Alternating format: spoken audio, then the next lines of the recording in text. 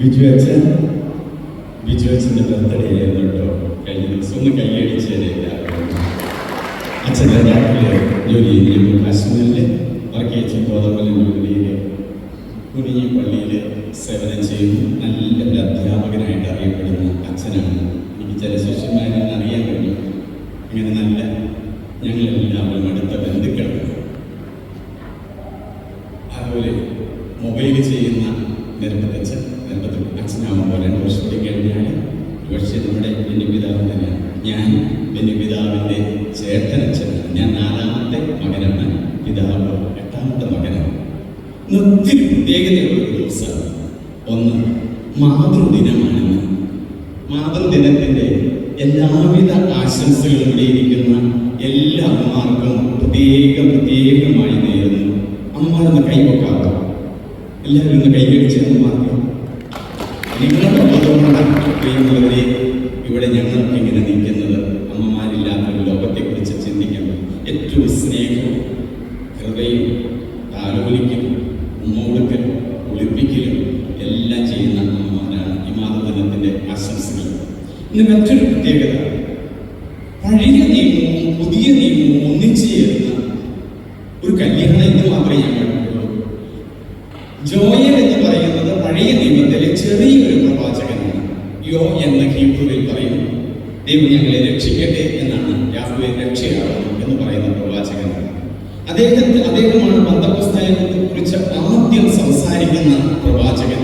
എല്ലാവരുടെ മേലും പരിശുദ്ധാത്മാവിനെ ഞാൻ വർഷിക്കും, നിങ്ങളുടെ പുത്രന്മാരും പുത്രിമാരും പ്രവചിക്കും, യുവാക്കൾക്ക് ദർശനങ്ങളുണ്ടാകും, ആ നാടുകളിൽ കർത്താവിൻ്റെ നാമം വിളിച്ചപേക്ഷിക്കുന്നവർ രക്ഷ പ്രാപിക്കും.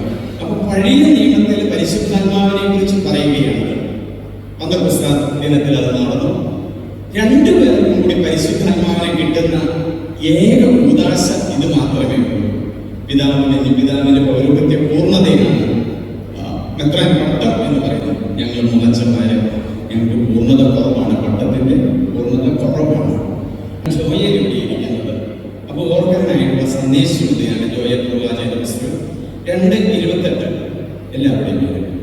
പുതിയ നിയമം എന്ന് പറയുന്നത് നിനക്ക് മാമോദീസ നൽകിയിട്ടിരിക്കുന്ന പേരാണ് തോമസ്. ശരിയല്ലേ? അപ്പൊ തോമസ് എന്റെ കർത്താവേ എന്റെ ദൈവമേ എന്ന് പറഞ്ഞത് അവിടെയാണ്. യോഹന്നാന്റെ സുവിശേഷത്തിൽ നമ്മൾ കാണും. അപ്പൊ പഴയ നിയമത്തിന്റെ പ്രതിനിധിയായ ജോയലിന് പ്രത്യേകമായ വിവാഹത്തിന്റെ പ്രാർത്ഥനകൾ നേരുന്നു.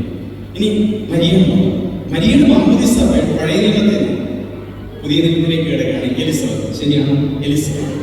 അപ്പൊ ഈ മാതാവിന് ഒത്തിരി പടത്തെ പുറകിലുണ്ട്. എന്തോരം പടകളെ നോക്കി മാതാവ് എലിസബത്തിന്റെ അടുത്തേക്ക് ചെല്ലുന്നു. കർത്താവിന്റെ അമ്മ എന്റെ അടുക്കൽ വരുവാനുള്ള ഭാഗ്യം എനിക്ക്, എന്റെ ഉദരത്തിലെ ശിശു ഉദിച്ചു ചാടി എന്ന് പറയുന്ന അവിടെയാണ്. പരിശുദ്ധാത്മാവാണ് നല്ല കുഞ്ഞുങ്ങൾ നിങ്ങൾക്ക് 2 പേർക്കും ഉണ്ടാകട്ടെ എന്ന് പ്രാർത്ഥിക്കുന്നു. അതിന് വിവാഹമൊക്കെ നല്ല കുഞ്ഞുങ്ങളെയൊക്കെ തരിക. ഒരു പിതാവ് കൂടി നമ്മുടെ കുടുംബത്തിൽ ഉണ്ടാകട്ടെ, അല്ലേ അതിൻ്റെ? അപ്പൊ ദൈവം ധാരാളമായ അനുഗ്രഹങ്ങൾ നൽകുകയാണ്. പുതിയ നിയമത്തിന്റെ പ്രതിനിധിയാണ്. മരിയ വിരോധിയാണോ മാതാവാണോ എന്ന് എനിക്കറിയില്ല. മാതാവാണോ എന്ന വിശ്വാസത്തിൽ 2 പഴയ നിയമവും 2 പുതിയ നിയമവും ഒരുമിച്ച് ചേരുകയാണ്. അപ്പോൾ മരിയയ്ക്കും വിവാഹത്തിന്റെ അനുഗ്രഹങ്ങളും ആശീർവാദം. നിങ്ങൾ ഇത്രയും ഭാഗ്യപ്പെട്ടവരാണ്. ഒരു ബിഷപ്പിന്റെ ആശീർവാദത്തോടെ ഒരു വിവാഹം നടത്താനായിട്ട് ഇവിടെ ഇരിക്കുന്ന അമ്മമാരെല്ലാം ആഗ്രഹിച്ചിട്ടുണ്ട്. ഇതിന്റെ കല്യാണം അങ്ങനെ നടക്കട്ടെ എന്ന് എനിക്ക് ഞാൻ പ്രാർത്ഥിക്കുന്നു. ദൈവം തന്നെ സമൃദ്ധമായി അനുഗ്രഹിക്കട്ടെ. ഇവിടെ ഇരിക്കുന്ന എല്ലാവരും എനിക്ക് പരിചയമുള്ളവരാണ് കേട്ടോ. എല്ലാവരും നല്ല സ്നേഹമുള്ളവർ, എനിക്ക് വേണ്ടിയിട്ട് എപ്പോഴും പ്രാർത്ഥിക്കുന്നവരാണ്. ദൈവത്തിന്റെ അനുഗ്രഹം ധാരാളമായിട്ടുണ്ടാകും. ഞാൻ ഇന്ന് ചെല്ലുന്നൊരു പ്രാർത്ഥനയുണ്ട്. ഞാൻ ഇന്ന് ചെല്ലുന്നതാണ്. എന്നും തലയിൽ വരുമ്പോഴത്തേക്ക് ഓർമ്മയിൽ വരും. ഇന്നു മുതൽ മരണം വരെ സന്തോഷത്തിലും സന്താപത്തിലും ദുഃഖത്തിലും ഒരുമയോടെ ഞങ്ങൾ വസിച്ചു കൊള്ളാമെന്ന് വിശുദ്ധ ഗ്രന്ഥം സാക്ഷിയാക്കി ഞങ്ങൾ പ്രതിജ്ഞ ചെയ്യുന്നു. 8 വർഷം പിരിഞ്ഞിരുന്ന ഒരു കുടുംബത്തെ വീണ്ടും യോജിപ്പിച്ച ഒരു പ്രാർത്ഥനയായിരുന്നു ഇത്. കാരണം കല്യാണങ്ങൾ നടന്ന സ്ഥലത്ത് ഞാൻ പോയിട്ടുള്ളൂ. അപ്പൊ അങ്ങനെ മാതാവിന്റെ ഒത്തിരി അനുഭവം. അപ്പോൾ മാതാവിന്റെ കുടുംബമായി വളർന്നു വരട്ടെ. ഞങ്ങളുടെ വീട്ടിലൊക്കെ രാവിലെ പന്തയുണ്ടായിരുന്ന ഒരു കാലഘട്ടമുണ്ട്. അതുപോലെ വൈകിട്ട് വലിയ ദീർഘമായ പ്രാർത്ഥനയായിരുന്നു ഞങ്ങളുടെ കുടുംബങ്ങളിൽ. അപ്പൊ അങ്ങനെയുള്ള നല്ല കുടുംബത്തിൽ പിന്നെ 2ാമത്തെ ഒരു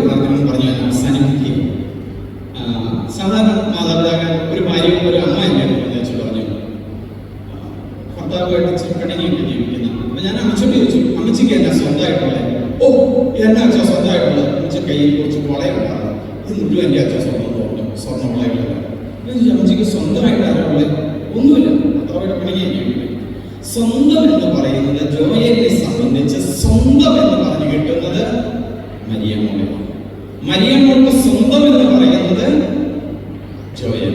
അപ്പൊ തോമാശ്ലീഹായും എലിസബത്തും ജോയലും മരിയും രണ്ടും കൂടി ഒരുമിച്ച് ചേർത്ത് ഒരുമിച്ചാക്കുന്ന വലിയൊരു പരിശുദ്ധാത്മാവിനെ കിട്ടുന്ന നല്ലൊരു ശുശ്രൂഷയാണ്.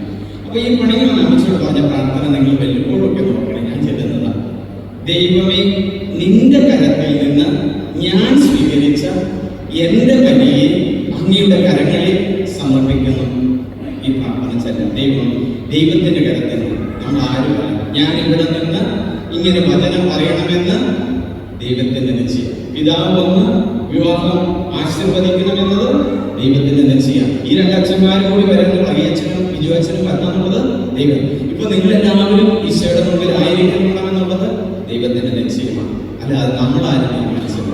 ദൈവത്തിന്റെ നിശ്ചയത്തോടു കൂടിയാണ് പ്രിയപ്പെട്ട ജോയൽ മരിയമ്മോളെ വന്നത്. ആ ദൈവത്തിന്റെ നിശ്ചയത്തിലാണ്.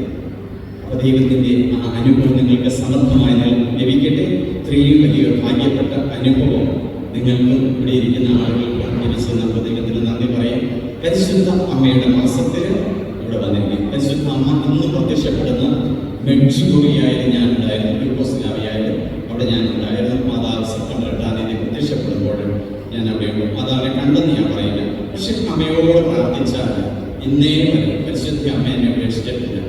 എല്ലാവർക്കും മാതൃദിനത്തിന്റെ മംഗളങ്ങളും നിങ്ങളുടെ വിവാഹത്തിന് കഴിയുന്ന